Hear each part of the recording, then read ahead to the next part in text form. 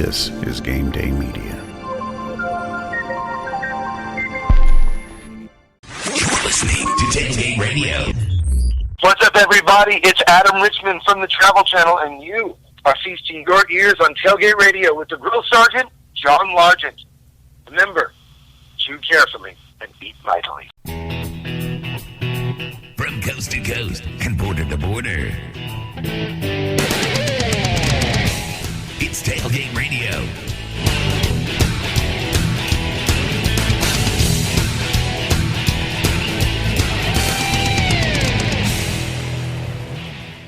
And welcome back to Tailgate Radio, the Grill Sergeant John Largent, in this sequestered quarantine episode. The first one back. You know, we haven't done an episode since the end of the year, and it's because so many things happened, and we didn't have a Final Four. We don't have the NBA. We don't have there's so many things. We don't have the NHL, which we'll be talking to our guest about.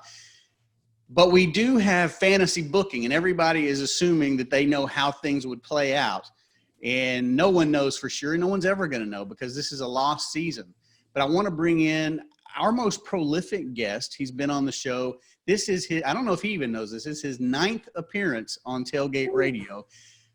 Let's bring in the owner and founder of the BBQ Cleaner, Mr. Jeff Krentzman. Hey, Jeff. How are you, John? So this is my 9th. I'm 9 and feeling fine today, right? How are you? 9th appearance. Yeah, you know, you have you are the most prolific guest on our show. I feel like I should give you some kind of plaque or award, or you know, I used to watch Saturday Night Live, and they had the 5+ Club. If you've hosted Saturday Night Live, and like Steve Martin and Chevy Chase and some other people were on there. I feel like we need to get you some type of honorary plaque or certificate because you've been on our show now 9 times. Well, I thank you. Gifts are always welcome, first of all. But thank you. I enjoy coming on with you. It's a lot of fun, and you know how highly I think of you. So I appreciate every time I'm on. Well, I appreciate that very much as well. And you know, we got a chance to spend some time. Was that over the summer? Was that just this past summer, or was that a little longer ago? No, that was last summer. And I tell you, with the way the world is right now, it seems like it was a longer than that. It was last July. You were in Manhattan with 2 of your sons, right? If I remember, you had 2 of the 3 with you? I did. And a few things have changed since then. It's just a few. Yes.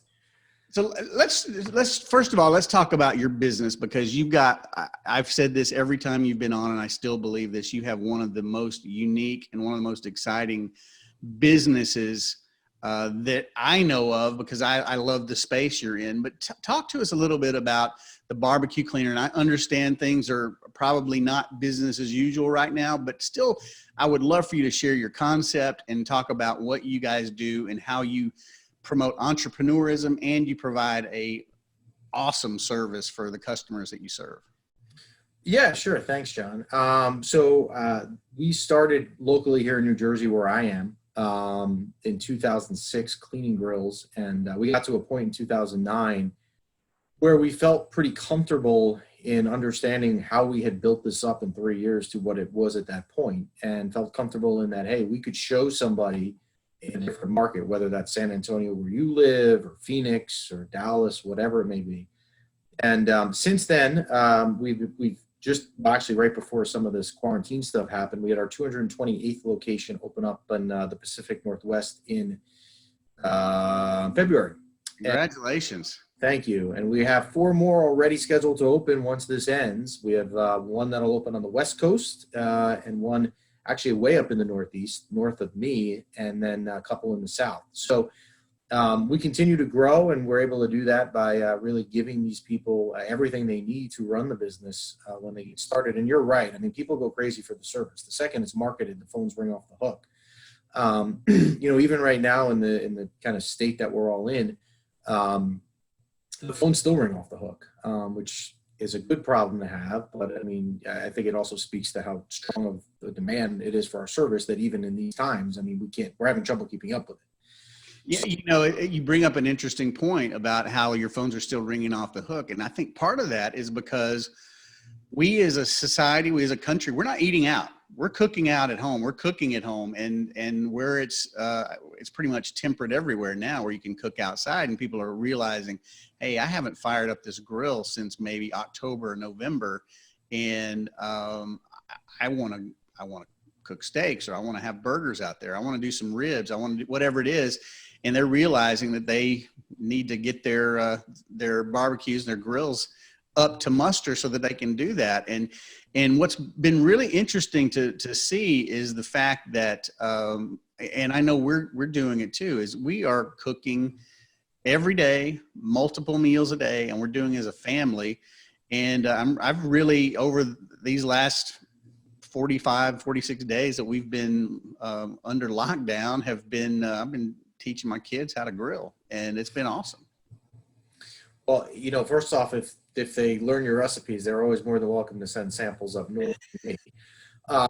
But I think part of the reason we've stayed busy is we've been able to adapt very easily to being contactless. Really, for a lot of people, the only real change that's had to be made is, as opposed to getting to someone's house to do the work, they're not ringing the bell anymore. They're just calling and saying, hey, I'll be in the backyard in a couple minutes, and there's no contact at all. So whether fortunate or not, I don't know if that's the right word to use, we are pretty contactless, and I think that allows us to keep working. And I think what you said as well, and I've heard that as well from other people, which is, look, a lot of people using their grills right now. They have no choice. And also the time of the year, this is also traditionally the time of the year, if you will, that we're really busy. So I think you kind of put some of those pieces together and you get a recipe for why we remain so busy right now across the country. Let's talk about, let's transition, because I've always looked at you as our resident in-house NHL guru.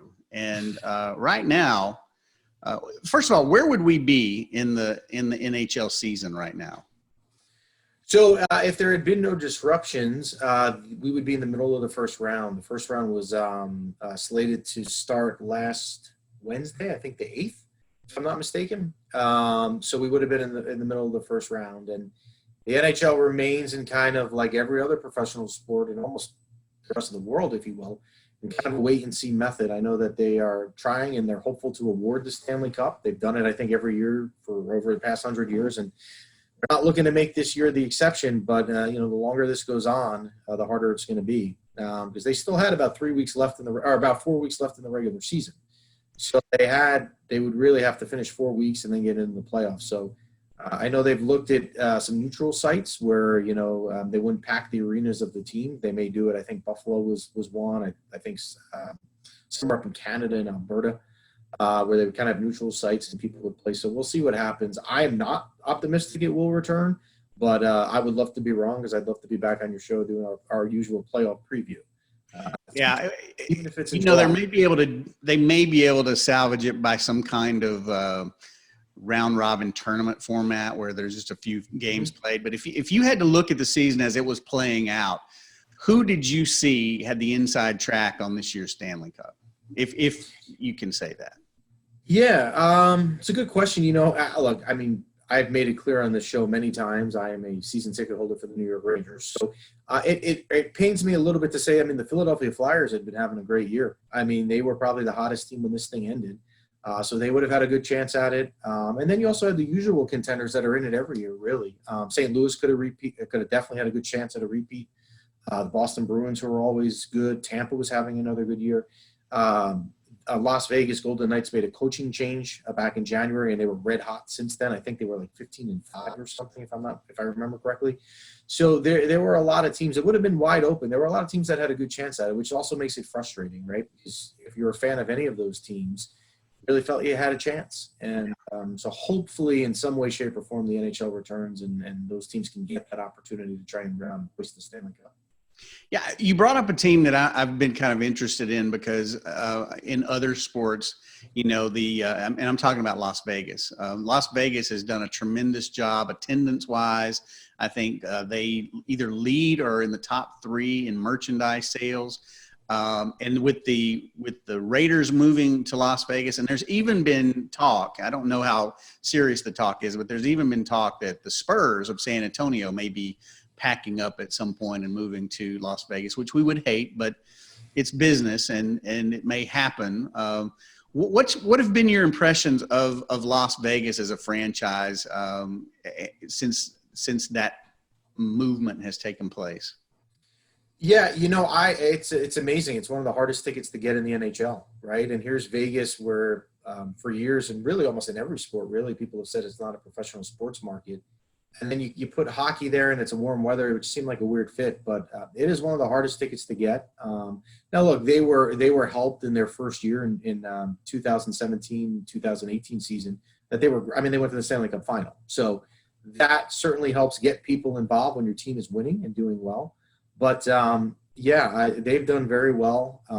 Their following is pretty high. Now, which is interesting, on when they have road games, they have a road following. Which, when you think about it, you're like, well, who would be in Madison Square Garden cheering for the Vegas Golden Knights in New York City? But there are fans, and I think that may have to do with the fact, and I'm just spitballing here, but I think it may have to do with the fact that when you go to Las Vegas, that's a happening. Because someone has told me this a long time ago, and I've told everybody that asks about Las Vegas, I said, no matter where you're from, Las Vegas is the complete opposite. And so when people go to Las Vegas, and yes, there's all the casinos and the music and the food and all those things are great, but I think adding sports to that as a destination lends itself to the opportunity to have those hard tickets to get, because people are there for business, they're there for pleasure, and then they go back to their respective parts of the world and they say, hey, I had a great experience in Las Vegas. And that's where that has kind of culminated into this this fandom of the Knights. And so I find it fascinating, because I think the Raiders in the NFL are going to experience a much similar resurrection of their brand due to the fact that they're moving to Las Vegas. Yeah, I think from the hockey perspective in Vegas, I think it would be hard to argue that they haven't exceeded any expectation anybody's had. And they'll have another expansion team opening in 2 years in Seattle. So it'll be interesting to see in the Pacific Northwest how the brand does. And then they'll have a rival really not that far over the border in Vancouver. Mm-hmm. It'll be exciting as well. Hopefully, people can grasp onto the concept of the rivalry that those two teams can have. And hopefully they'll have a successful run with their 32nd franchise, the NHL, which will be in Seattle. Yeah. Well, knowing that, first of all, knowing that you're a player and you've recently won another championship, if you have that trophy available, I'd love to see it again. If you'd like, this is a beer league trophy, so please do not mistaken this for the Stanley Cup. But thank you. That being said, what do you think is going through the minds and what are players able to, and coaches for that matter, in the NHL being able to do to maintain their sanity during this part? I know NASCAR and Formula One and Indy cars, they're doing virtual racing. And I've heard that the NBA players are going to be doing some type of horse games. But what in the world can NHL players and coaches do to keep their skills up and keep their mindset correct during this time? Or do you think they're just taking a mental vacation from that? I can't imagine being that competitive. Getting, as you said, this would be the time of year for the first round of the playoffs that these guys are just sitting at home, just wondering what would happen. Yeah, the NHL has a pretty large European base, so a lot of those European players have returned home to train. It certainly seems like that's the trend with a lot of them. And then a lot of the U.S.-born players and some of the European players who, of course, live here during the season are just at home. Team facilities are closed, so you can't even go to your team's facility to train or use the ice. So, yeah, look, I think we would love for hockey to come back, whether that be in June or July, but there's going to be a period where there's kind of a conditioning, if you will, or getting back in shape. Yeah. It's going to have to take place because the product on the ice is not going to be able to just pick up and be where it was in March. We'll see on that one. But, yes, you're right. It's definitely difficult. And the competitiveness of these players who are used to competing, and, again, this time of year is where that's at an all-time high in the playoffs. are now having to sit and wait. So we'll see. Was there any scenario in your mind that you would ever consider before now and living it that anything like this could ever happen? No, not at all. I in the north, again, I'm in the Northeast. I know a lot of your listeners aren't, but we have occasionally throughout the winter snow days where we get 8 inches of snow at night and the kids are off school and we're quarantined for a day or two. And you like that. I've always enjoyed that aspect because I'm home with the kids and we make cinnamon rolls and we eat all day. But, as you said before, going on day 45. Yeah, no, I never imagined something like this for sure. And as you and I were talking off the air before we started, you just really, to not have any idea when it's going to end, I think is part of, at least for me, really the thing I would love to have an answer to know, okay, hey, August 1st, June 1st, whatever it may be, but what is the end game for this? And can we go back to some form of normal or something close to it? Yeah. Have you found anything that I know hasn't equaled, but that you've been able to occupy your time where it would be spent looking at stats, watching games that is not sports related? I will tell you a really weird story. I was in Orlando, Florida. We did an event called Sports PodCon, and it was March the 6th through the 8th.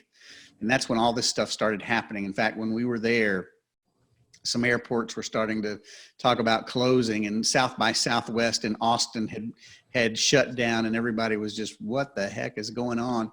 And I remember getting back to San Antonio and going into a sports bar and realizing that all that was on the television was a dog show and HDTV where they were showing gardening. And I was like, what the heck is going on? It was really, really strange. So how are you finding, or are you finding a void in where you are not being able to scratch that hockey itch? I don't know that itself is replaceable. I mean, you can try. I mean, the TV networks up here are playing old games, if you will, and it's kind of nice to go back and look at a game like Jess and I, my wife, watched a game the other night from 1990, and we were sitting there saying, "Oh wow, we were 10 years old then, and our daughter's going to be 9 next month. So wow, it was like the same age." But it's not the same thing as watching a real game, and it's hard. I had a discussion with a friend a couple of weeks ago via text, of course, because we're all social distancing at the moment. But it was that you don't realize how much you rely on sports as a distraction or as just an entertainment. To not have the NCAA tourney, to not have baseball. I mean, we would be 3 weeks into the season, and here we are. We don't even know if there's going to be a season, right? And Jess and I, we watch sport, we put the kids to bed and we'll put on a game at night. And to not be able to do that, it's actually resulted in me watching The Bachelor a lot, unfortunately, with my wife, which that gives you an indication that things I may have to revoke your man card on that. Yeah. Well, we'll leave it at this. Although I'm not going to tell you what I've been watching either. I have been relegated to watching British period piece series. So, hey, whatever floats my boat, right? I mean, you got to find those things that fill some kind of void. So The Bachelor is acceptable during this time for sure. I'm not even sure on that one. It's on in the background. We'll leave it at that. I'm not sure I'm paying attention, but it's on. Well, I'm here with Jeff Krentzman. He's the owner and founder of the BBQ Cleaner. You can check out their website at the BBQ Cleaner, the BBQcleaner.com. And before we go, Jeff, what has been the best thing that's come out of this for you, your family, anything that may have been a residual positive effect for your business? But where do you find your silver lining during this really difficult time that the country is going through right now? For me, look, the family time is great. I mean, Jess is amazing. Our 2 kids, when they want to behave and be friends, which is 90% of the time, they're pretty good. So that's been the silver lining. I mean, I kind of enjoy spending time, the 4 of us. I've eaten a lot of Doritos. I've done that, and that's a silver lining. I made a lot of cookies. Favorite flavor? Oh, nacho cheese, 100%.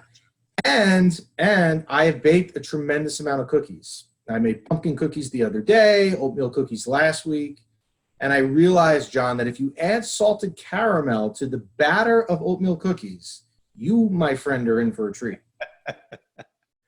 Yeah, But that's been the silver lining for me. Or something, right?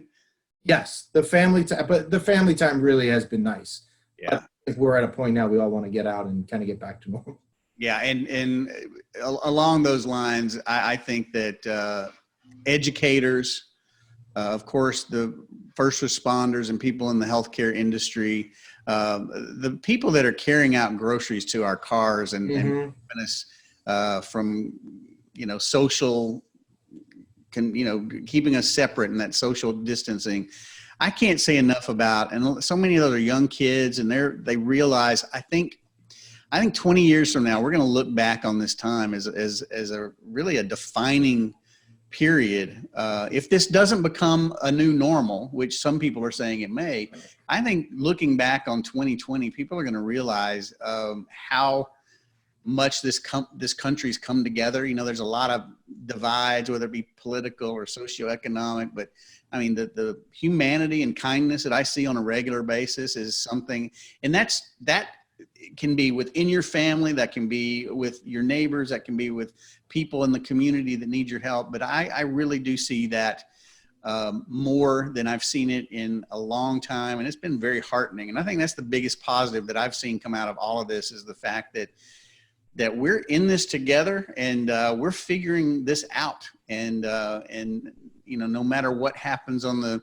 vaccine front or how long this bug sticks around, the country has, again, in a different way than those that fought in wars and things like that, but has really become resilient and has found a way to make this work. And I think that's fantastic. Yeah, I agree. And I'll echo what you said a minute ago with the first responders and the nurses out there and the doctors and the people working the registers at your local grocery store. Or the people delivering the Instacart orders, hats off to them. And obviously the lives that have been lost due to this is horrific and horrendous. And I mean, that's a whole other aspect, but we'll see. And hopefully we'll get to some form of normal, and who knows if we ever get back to what we're used to being normal. Mm-hmm. Well, and I know you wouldn't say this, but I'm going to say it for you because I do think that this is important. There have been a lot of people that have lost their jobs. There are a lot of people that have worked in corporate positions and things that find themselves in a unique situation where they haven't necessarily been before. And I would encourage them that if they want to, I've heard more people say this isn't going to be a time in your life where you can turn a page and start to do something different or reinvent yourself. And if you ever have had an entrepreneur niche or itch, to do something for yourself, and you enjoy people and you enjoy being outdoors and you enjoy cooking and grilling, go to thebbqcleaner.com. Take a look at their business opportunity because it is phenomenal. It allows you to be your own business. You get to set your own hours. You get to work your own hours, and you get to create your own business. And I think, personally, Jeff, I think your business is going to explode. I mean, it's already you've already proven this concept as a massive success, but I think you're going to see as more and more people look for opportunities so that they can become. It's usually I want to recession-proof my job, or this is going to be I want to shield myself from anything that's going to keep me from earning a living. And I think that your opportunity with the BBQ Cleaner and having your own business in your own city, in your own area is something that is going to absolutely be something that a lot of people are going to be looking at. Yeah, it's interesting. We've seen actually a lot of interest over the last month. And so I think you're right. But look, there's going to be people, unfortunately, that a lot of them that have lost their jobs. And I mean, my whole thinking 15 years ago in this was I didn't want to go work in corporate America because of the fear that on any given Friday you could be laid off and you could lose it. So I certainly know where people are coming from, and I certainly understand what you just said with that. So yeah, I mean, we'll be here, and there's certainly people right now looking to get started, and hopefully, again, that's sooner rather than later when some of this stuff ends and we can go back to opening up these locations that are really waiting to open their doors. Yeah, and as those people that do look at your business, I mean, I know what kind of man you are, I know what kind of leader you are, and I know what kind of coach you are and teacher, and I know that when people come out of your training, they're ready, and they start making their businesses happen immediately. So I strongly endorse you, if you're looking for something, to reach out to Jeff and his company and at least ask questions and do your due diligence, because a lot of people have had a lot of success and do really well with his business. And it's, man, it seems like a fun job too. I want to just come be an intern with somebody one day and just spend the day out there cleaning grills. I think that'd be blast. You should have your sons come. They could be my intern and bring the food that they're learning to grill, and everybody wins, right? They can come hang with me. I get to eat their food. Everybody wins, John. There you go. Well, we'll have to figure that out. Have you ever done a tri-tip? Do you know what that is? I do. I have not done it, but when I am on the West Coast and I travel, I know the California thing. Sandwiches are awesome. Absolutely. They started, I think, in Santa Clarita or Santa Barbara. And I think the cut of meat's actually called a Santa Clarita tri-tip. And it's moved east, and I've been doing those for about, I don't know, 10 years or so, and they're pretty amazing. So we'll have my address. We'll hook you up with a tri-tip next time. You have my address. Just overnight it. I'll pay the shipping. I'll pay the shipping, John. That sounds amazing. Well, Jeff, anything you want to leave the Tailgate Nation with during this time? And again, I really do appreciate you taking time, you know, with your schedule and with everything going on, to make a little time for us here, and I would love any last parting words that you might have for the Tailgate Nation. Just a shout out, I guess, to, the doctors, the healthcare workers, first responders, essential employees. The list goes on and on. Know that we're thankful for you. We always have been, and I think probably more now than ever. And obviously, our sympathies to anybody who's dealt with any sort of loss from this, and I know that some of your listeners have. So our heartfelt sympathies go out to you for that, and hopefully we will get back to some form of normalcy sooner than later. Well, thank you very much. That is Jeff Krentzman. He is the owner and founder of the BBQ Cleaner. You can check out their website at thebbqcleaner.com. And we'll be back with more Tailgate Radio right after this. I want to remind everybody that you can check out our show at Apple Podcasts, Google Podcasts, the TuneIn app for your smartphone, Spotify, Stitcher Radio, Overcast, your Roku device, your Amazon Fire, and just about anywhere you want to listen to a podcast, you can find Tailgate Radio. And we really do appreciate all of your support. And as we always say around here, keep the drinks cold and the grill hot, and we will see you in the parking lot. Adios, amigos. Catch you on down the road.